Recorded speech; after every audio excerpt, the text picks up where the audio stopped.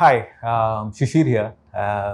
The way I typically start my day is, I pick up my phone and say, "Hey, this is Shishir here from HackerEarth. Hope you've heard about us."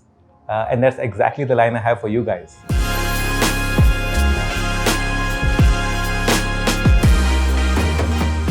And this is the same question Sachin had for me almost 7 years ago when I first met him over a cup of coffee on an interview.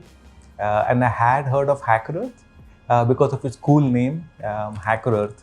And that's predominantly what a lot of people are attracted to. I know a lot of my team members who came to HackerEarth just because of the name.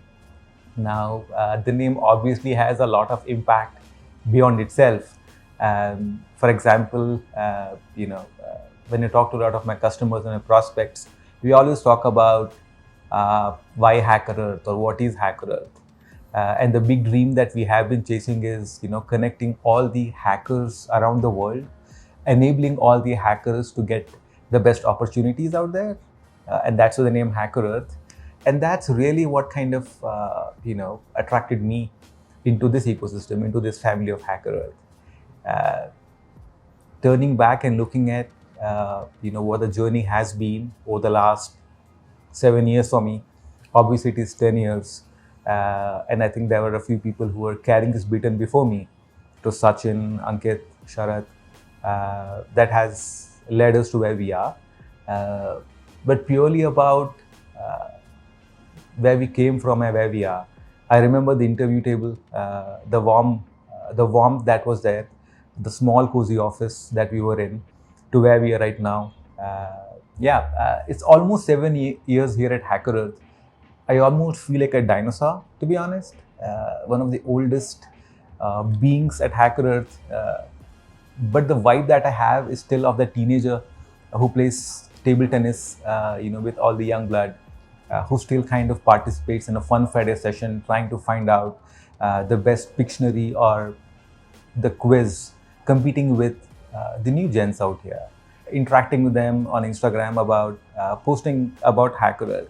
A lot of HackerEarth vibe gets into you. Probably have started feeling like a HackerEarthian, if that is a word for it. I think that's what I am probably today.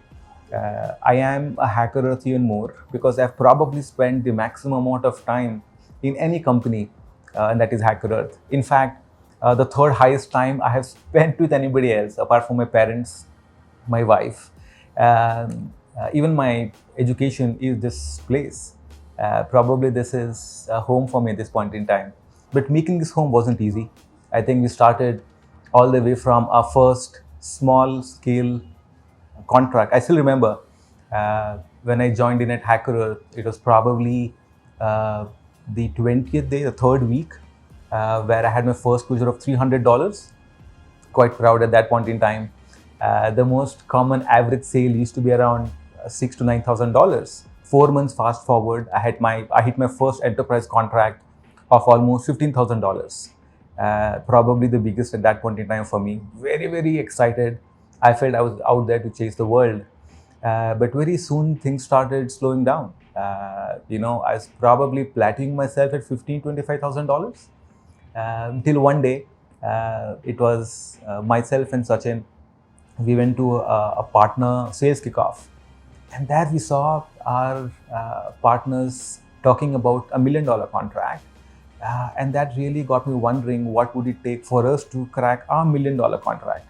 And mind me, I was being stupidly ambitious because the whole revenue probably of the company was hardly over a couple of $1 million. And I was talking about a single contract of $1 million. Sachin, who is the CEO and also a very dear friend of mine, kind of brings me to realistic expectations. He said, let's think about 100K contract first and then aim for the $1 million contract. And that got me thinking, what could it take? It was a big jump on the perspective that we had.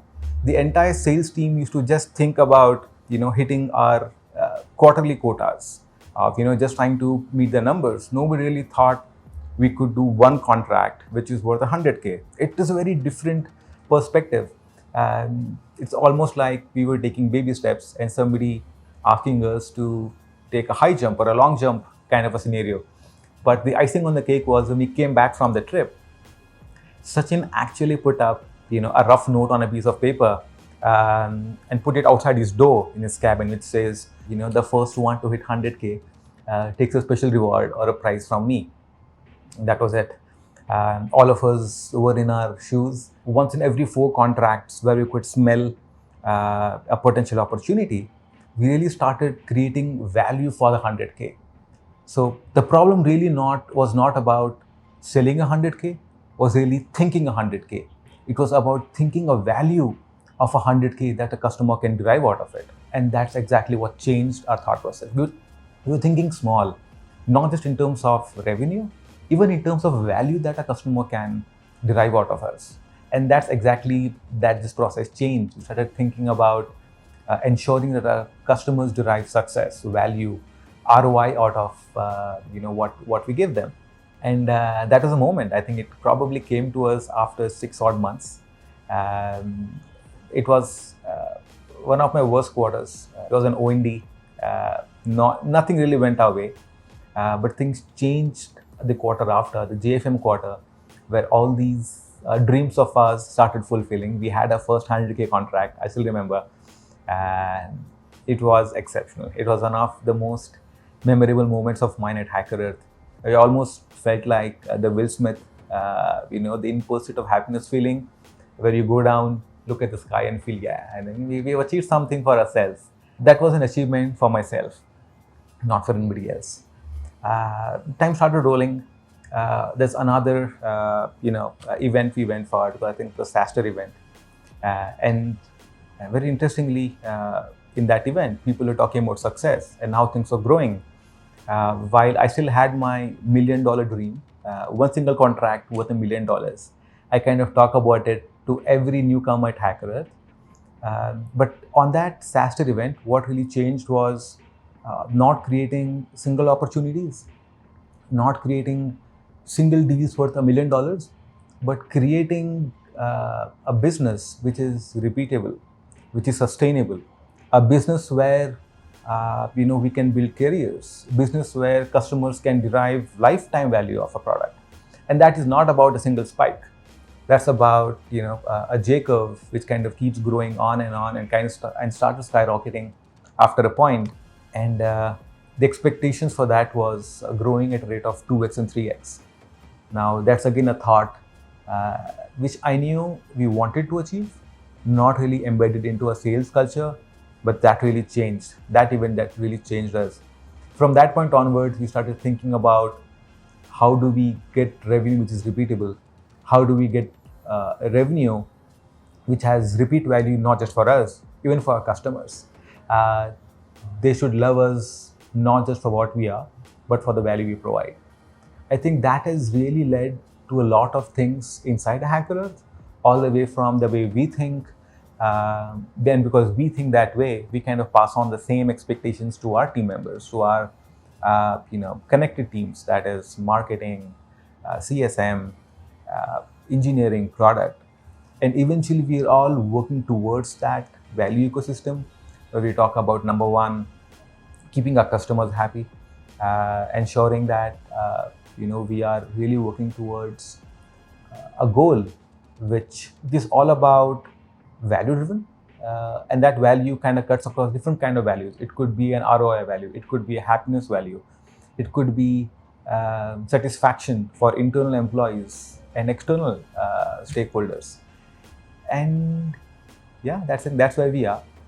Talking about those milestones of 100K or a $1 million dream or a 2x, 3x growth, one thing that has stayed with me for really good long time at HackerEarth is that we can dream big. Nobody stops from dreaming big, and nobody stops you from executing those dreams as well.